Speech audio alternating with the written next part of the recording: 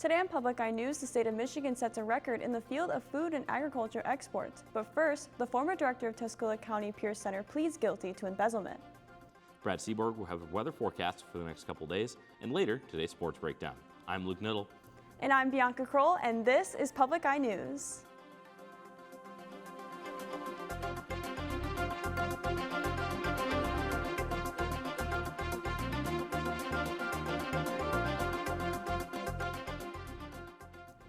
The Department of Attorney General has announced no charges on the Michigan State Police, or MSP, involved in the 2024 shooting. On June 27, 2024, a Hillsdale County Sheriff's deputy had conducted a traffic stop. The deputy was William Butler, and during the interaction, Eric Fidler shot and murdered the deputy before fleeing the scene. 6 troopers of the MSP emergency support team were sent out to apprehend Fidler. Fidler was found in the forest and shot multiple times at the police until they took action and shot at him. This was under investigation if the MSP acted in self-defense or not. With all facts and circumstances of this incident, the MSP officers were found to be justified in the use of their self-defense. And on Thursday, a woman had pleaded guilty to embezzlement of funds. Tanya Hobson, 45, had pleaded guilty to 1 count of embezzlement agent or trustee for $200 or more, but less than $1,000. Hobson worked as a director of the Tuscola County Pierce Center, which received most of its funding from Medicaid. As the director, Hobson took care of scheduling outings, collecting mail, obtaining grants, picking up supplies, and paying bills. She had embezzled over $1,000 of the center's funds for personal use. Attorney General Dana Nessel said that embezzling those funds creates a huge impact on those who rely on the program. Hobson will be sentenced on April 22nd at 1 p.m. Michigan Governor Gretchen Whitmer has awarded over $3 million to the Young Professionals Initiative, designed to give young adults opportunities to enter the workforce. The initiative grants Michiganders aged 14 through 24 who may have certain barriers on the road to employment the chance to see and explore multiple different career paths, such as gaining experience or earning certifications. During 2024, just under 1,000 people took use of the Young Professionals program. The grants will be dispersed to the 16 statewide Michigan Works agencies to create or continue supporting already existing programs. The Upper Peninsula Michigan Works District will receive approximately $204,234. And the Michigan Department of Agriculture and Rural Development has set a new record for agriculture-related exports at $2.9 billion grossed in 2024. The mark is a $282 million increase from 2023 and marks a wide range of crops grown, from sugar beets and soybeans to bread and starches. In total, the agriculture industry adds 805,000 jobs and over $104.7 billion to the state of Michigan's economy annually. As well, the state topped $1.25 billion worth of agricultural goods to Canada, another $452 million worth with Mexico, and Japan and China, each at around the $150 million mark. And a former University of Michigan football coach now faces federal charges over multiple internet crimes like hacking and identity theft. WWJ's Terrell Bailey has the story. A shocking new indictment accuses a former U of M football coach of hacking thousands of student athletes. It's a situation students on campus find simply bizarre. Former U of M quarterbacks coach and co-offensive coordinator Matthew Weiss facing 14 counts of unauthorized access to computers and 10 counts of aggravated identity theft. Weiss reportedly downloaded personally identifiable information from over 150,000 student athletes nationwide, all from a database. I definitely like to think the best in people, and hearing that someone has abused their power definitely is upsetting to hear, especially when it comes at the cost of students' information. After allegedly hacking the database, Weiss is accused of hacking email and social media accounts of over 2,000 athletes by guessing or resetting their passwords. Federal prosecutors say he then downloaded personal intimate pictures and videos.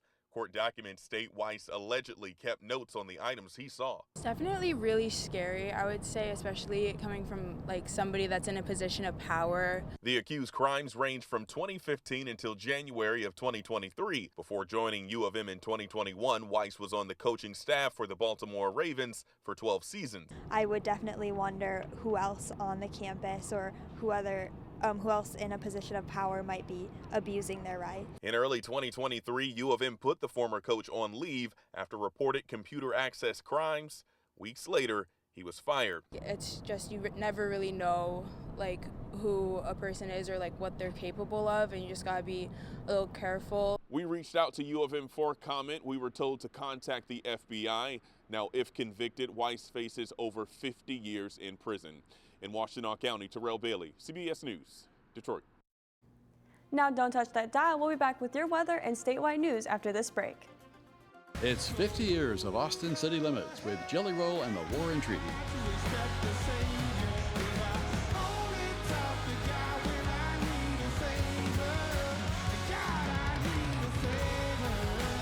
You will always be the one that leads me home.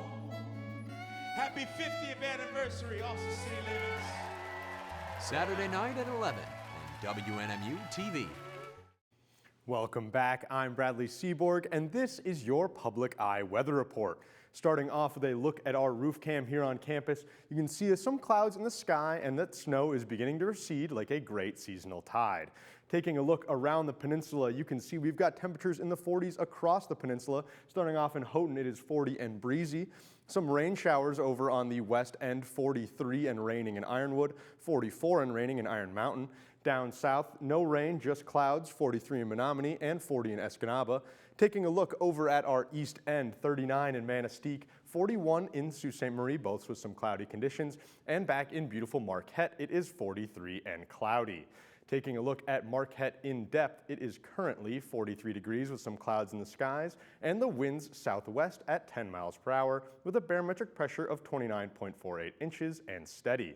Looking towards tonight, a snow mix could be on the way for Marquette as well as the rest of the peninsula as that storm system moves across. A low of 15, you can see the winds have switched now northwest at 10 miles an hour and the moon phase is a waning gibbous. Looking towards tomorrow, more snow in the forecast, not done with winter yet. A high of 35, a low of 17, and the winds out of the southeast at 15 miles an hour. Looking towards early next week, Sunday, a high of 35 with another snow-rain mix and a low of 29.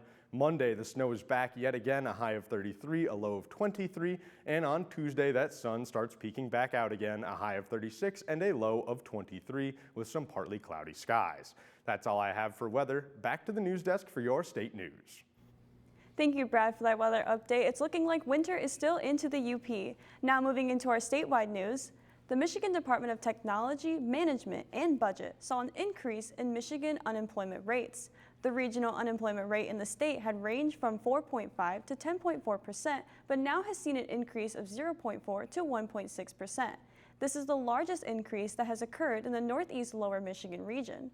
While the unemployment rates went up and down, employers saw a bigger increase during the month of January.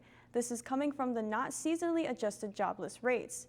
In 13 Michigan labor market areas, they saw a decrease of 0.8%, while in 16 Michigan labor market areas had an increase of 1.4%. And Thursday afternoon, the Michigan Department of Transportation, or MDOT, is continuing to adjust weight restrictions. The weight restrictions will be lifted on all state truck line highways across Michigan. In the restricted areas, the following rules will apply. With routes labeled all season, there will be no reduction in legal axle weights. Extended permits will be valid for oversized loads in weight-restricted areas, and routes designated seasonal will have posted weight reductions. All drivers must follow the speed limits for weight-restricted roads per state law. MDOT determines the weight restrictions once spring begins by measuring the frost depths along the state highways and observing road conditions. For more information and updates, visit michigan.gov/truckers. And President Donald Trump announced this morning that Boeing has won a major military contract to build future fighter jets. During the Oval Office meeting, the President and Defense Secretary Pete Hegseth also denied a report that advisor Elon Musk was going to be briefed on top-secret war plans. Natalie Brand has the latest from Washington. President Trump and Defense Secretary Pete Hegseth announced plans Friday to build next-generation fighter jets. In terms of all of the attributes of a fighter jet, there's never been anything even close to it, from speed to maneuverability to what it can have to payload. It comes shortly after advisor Elon Musk visited the Pentagon for what Secretary Hegseth called an informal meeting about efficiency and innovation. President Trump, along with Musk and Secretary Hegseth, all deny a report by the New York Times that the Pentagon set up a briefing for Musk on plans for potential war with China. We welcomed him today to the Pentagon to talk about DOGE, to talk about efficiencies, to talk about innovations. It was a great informal conversation. The rest of that reporting was fake. There was no war plans, there was no Chinese war plans, there was no secret plans. In the latest court ruling against the administration, a federal judge has blocked DOGE's access to Social Security systems containing Americans' personal information, calling it essentially a fishing expedition. Meanwhile, teachers' unions are vowing to fight the president's new executive order to dismantle the Department of Education. The Department of Education was established in 1980. We've spent almost $3 trillion since that time trying different programs through both administrations, and it hasn't worked. The president says student loans, Pell Grants, and funding for children with special needs or from low-income families will be fully preserved but redistributed to other agencies and departments. Natalie Brand, CBS News, the White House. And stay tuned. After this short break, Brad will be back with a sports report you won't want to miss. Coming up this week on High School Bowl, we wrap up our Erudite 8, our quarterfinals. We have 2 teams left to send on to our semis next week. In our first quarterfinal matchup, Sault Ste. Marie goes up against Gladstone. Hi, I'm Jim Koski, and then in our second Erudite 8 match, Painesdale Jeffers takes on Escanaba. That's coming up this week on High School Bowl.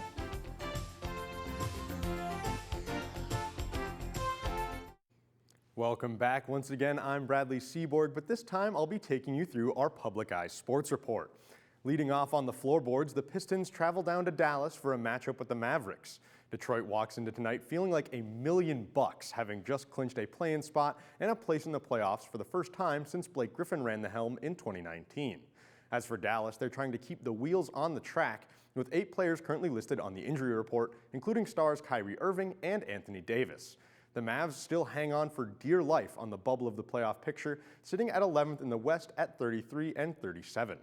Cade Cunningham hopes to take advantage of a hobbled Mavericks team, having dropped 24 points or more in 8 of his last 9 outings. Tip-off tonight is set for 8:30 p.m. And staying in the scene of Detroit, the Red Wings are also going out of town westward, this time going to Vegas for a scrap with the Golden Knights. The Wings are fighting for their life to stay in the wildcard picture, currently sitting at the 4th team off the last wildcard spot at 70 points. It'll be a tough task knocking down the 88-point Knights at home, but the last time these two went to battle, Detroit sent the Knights packing with a 3-0 shutout. Barring any other movement above Detroit, a regulation win tomorrow would tie the Wings with the Islanders and Rangers for the first team off the wildcard mountain, all knotted up at 72 points apiece. Puck drop for tomorrow night is set for 8 p.m. And taking a dive into the water, the NMU women's swim and dive team wrapped up their competition at the 2025 NCAA Championships with a 16th place finish as a team. Kalina Sedlinski earned a first and second team All-American honors after finishing 8th in the 3-meter dive and 12th in the 1-meter dive. 4 other cats earned All-American honors, with Annika Wright recognized in the 1,000-meter freestyle and Camilla Carbone, Zoe DeKeviat, Mia Stanzi, and Becca Burrows of the 200 medley relay team. The relay team also earned another All-American honor on day 3 of competition, but this time with Elena Curti in the mix. In total, the Wildcats earned 10 total All-American honors, 3 first team and 7 second teams. That's all I've got for sports. Back to the news desk. Thank you for that sports update, Brad. Bianca, Red Wings are looking pretty good for the playoff picture. Pick up a couple wins. How are you feeling? I think maybe they could pull out this wild card and actually win another game and get back into the into all of that, because I need those Wings to win. I love them. But that's all the time we have at Public Eye News. I'm Bianca Kroll. And I'm Luke Middle. And we'll see you next week.